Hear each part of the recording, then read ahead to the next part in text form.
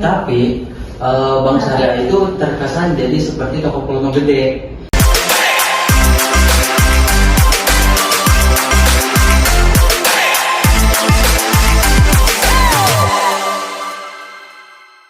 Assalamualaikum warahmatullahi wabarakatuh. Halo guys, kali ini bersama saya Syahrul Lestari dan 3 rekan saya. Halo semuanya, aku Tania Priyantika. Halo semuanya, saya Supriyadi. Halo guys, perkenalkan nama saya Muhammad Fatin Al-Furqon.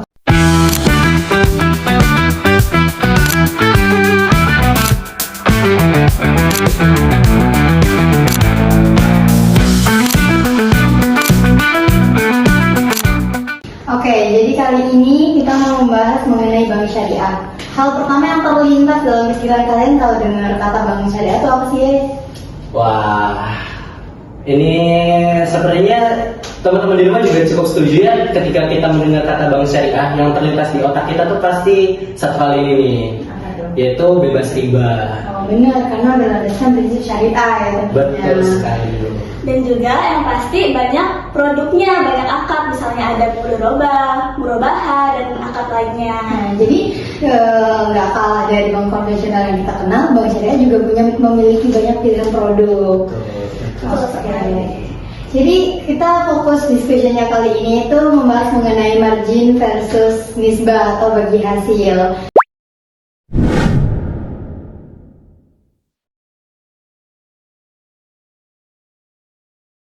Nah, apa sih guys margin atau nisbah ini? Nah, simpel aja nih, kalau di murabahah kan maka nisbah dasarnya kan jual beli. Nah, bank itu membeli barang yang nasabah mau, kemudian menjualnya kembali kepada nasabah dengan margin keuntungan. Nah, misalnya nasabah tuh ingin membeli motor seharga 20 juta. Bank itu kan membelinya, kemudian menjualnya kembali kepada nasabah dengan harga 24 juta. 4 jutanya ini sebagai keuntungan atau margin banknya. Kemudian margin itu sifatnya tetap hingga akhir cicilannya lunas, seperti itu. Nah, beda cerita kalau mudharabah. Mudharabah ini bukan jual beli, melainkan kerjasama kemitraan ataupun seperti investasi. Nah, kalau semisal bank itu memberikan modal, nah nanti dengan yang menerima modal ini akan mengajukan kesepakatan. Nah, kesepakatan ini untuk pembagian persentase bagi hasil dari usaha. Nah, misal persentasenya itu 60-40. Nah, nanti dari bank itu akan menerima 4 juta atau dari 40 tadi, dan dari yang mengelola usahanya itu akan mendapatkan 6 juta atau yang 60 tadi. Oh, itu tuh kita dapat keuntungannya. Iya. Oke, betul sekali apa yang disampaikan oleh Tanaya dan Supriyadi. Jadi poin simpelnya tuh seperti ini. Nah, kalau margin itu tuh lebih berbasis pada aset yang itu bersifatnya udah pasti dan marginnya juga sudah ditetapkan di awal seperti yang tadi dijelaskan oleh Tanaya. Sedangkan kalau kita berbicara tentang bagi hasil seperti yang dijelaskan oleh Supriyadi, itu lebih berbasis pada dari hasil usaha nyata yang lebih fluktuatif, karena di setiap usaha nyata itu kan kita tuh bisa naik, bisa turun, atau bahkan yang paling tidak kita inginkan itu bisa rugi. Seperti itu teman-teman. Jadi margin dan nisbah bagi hasil ini beda penempatan ya. Iya. Oke.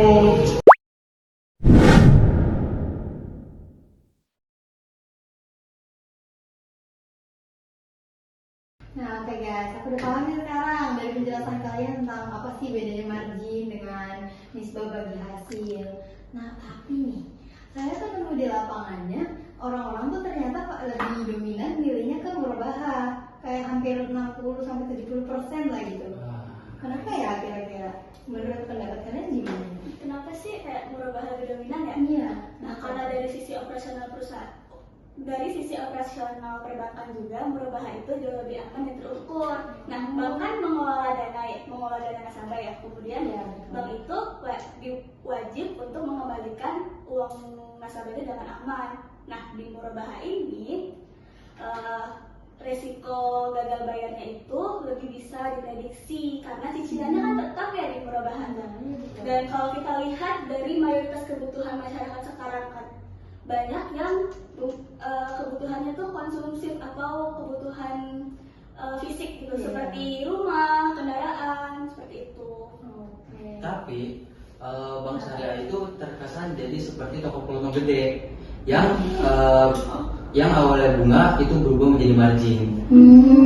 Idealnya bank syariah itu memajukan sektor real lewat bagi hasil. Oh, berarti kalian punya perbedaan pendapat nih. Gimana kalau dari Fatin sendiri pendapatnya gimana?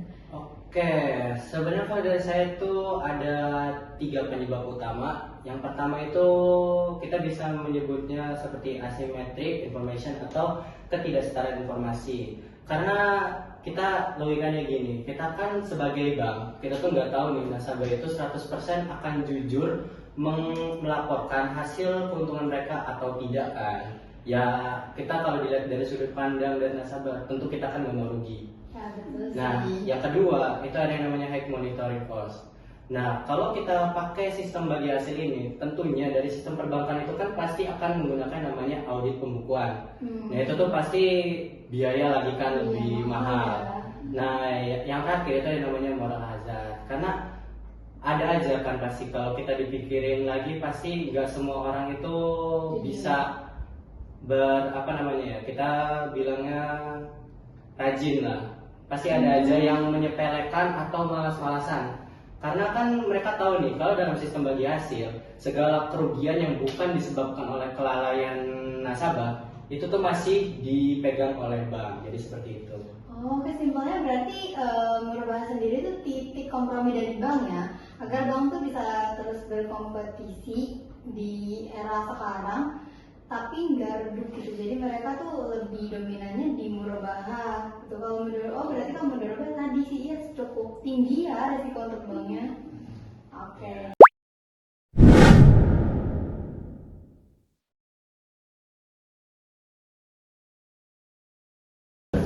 Wah teman-teman, menarik banget ya pembahasan kali ini, dan juga teman-teman di sini tuh menjelaskannya dengan sangat singkat, padat dan jelas, jadi kita enak mencernanya. Oke, mungkin ini masuk ke sesi yang agak sensitif ya, karena kita ingin membahas keadilan yang ada di antara dua komponen tersebut, yaitu margin dan nisbah bagi hasil.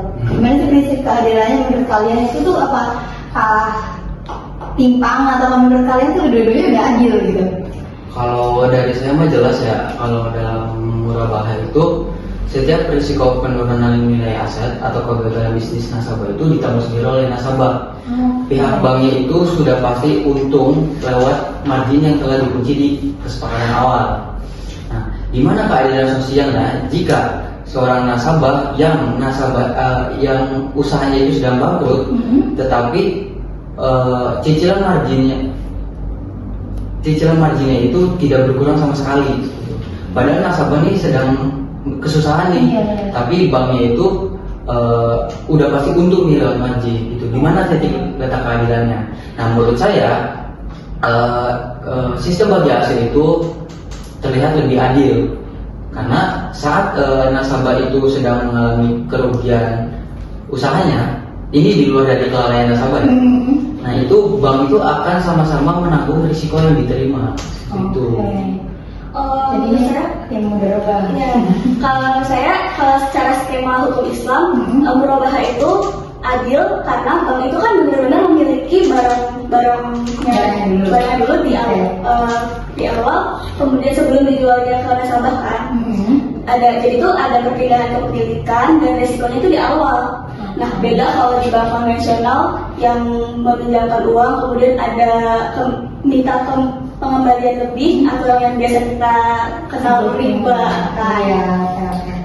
Nah, masalah cicilannya kenapa bisa mirip sama bank konvensional nih? Karena kedua bank itu hidup di dalam ekosistem ekonomi yang sama dan mengacu pada benchmark yang sama seperti BI Fed. kayak biar kompetitif seperti itu. Oke, berarti sebenarnya ini ada plus minusnya ya. Kalau dari ini, narasumber kita yang satu ini gimana kira-kira? Aduh, sebenarnya ini jika kita udah masuk ke ranah atau seperti ini sebenarnya cukup sensitif ya. Tapi sebenarnya kalau saya lihat secara objektif, kedua angkat ini sebenarnya itu cukup adil, tapi jika mereka ditempatkan di tempat yang benar. Nah, contohnya seperti margin nih. Nah, margin ini itu lebih adil jika ditempatkan pada pembiayaan aset tetap. Nah, kenapa? Karena jika kita ungkit lagi ke sebelumnya, nah, pada pembiayaan aset tetap ini kan kita tadi udah ini ya, udah disepakati marginnya itu. Nah, jadi itu tidak perlu khawatir akan naik turunnya cicilan sampai cicilannya itu lunas. Nah, jika kita geser ke bagi hasil, nah sebenarnya itu lebih adil ya jika ditaruhnya itu di sektor yang namanya itu bisnis atau usaha. Nah, karena kan kalau kita taruh di sektor bisnis atau usaha seperti tadi yang diucapkan oleh Supriyadi ya, tadi kenapa adilannya jika usaha itu turun? Nah, kenapa bagi hasil lebih cocok di situ? Karena jika bisnisnya itu sedang lesu atau sedang tidak bagus, nah nasabah itu tidak perlu khawatir akan tercekiknya cicilan yang tinggi seperti itu kalau menurut saya. Oke, karena kalau dari Mudoraba sendiri cicilannya kan kita lihat dari pendapatan usaha ya. Nah, betul sekali.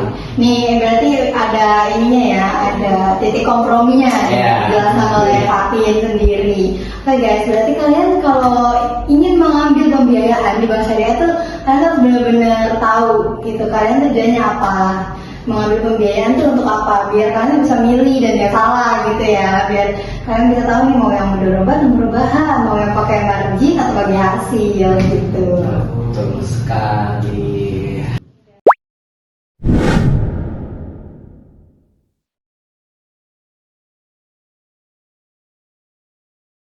Oke, jadi dari pembahasan kita tadi saya sendiri bisa lihat nih, berarti kalau margin sendiri itu kita bisa gunakan untuk barang-barang atau aset tetap gitu, karena aset tetap kan nggak bisa ngasih pendapatan kan, makanya kita akan rugi kalau kita pakainya di pakainya bagi hasil.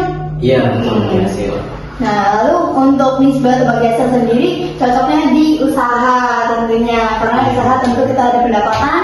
Dan kalau kita lesu, otomatis memang usaha kita lesu, dan dari bank syariah sendiri itu tidak memberatkan. Jadi memang sesuai dengan kesepakatan di awal. Namun ketika usaha lesu pastinya bank syariah juga nggak akan ngasih cicilan yang mencekik gitu, karena kita cuma ngasih pembagian hasil dari usaha kita kan, bukan terus-terusan membayar dengan cicilan yang tinggi dan bunga yang tinggi. Oke, dari pembahasan hari ini kira-kira nih teman-teman nih lebih tertarik yang mana nih? Apakah pembiayaan dengan sistem margin yang ada di Murabahar, ataukah pembiayaan dengan sistem bagi hasil atau nisbah tersebut? Oke, sekian mungkin ya pembahasan yang bisa kami sampaikan kepada teman-teman semua. Assalamualaikum warahmatullahi wabarakatuh. Terima kasih. Terima kasih.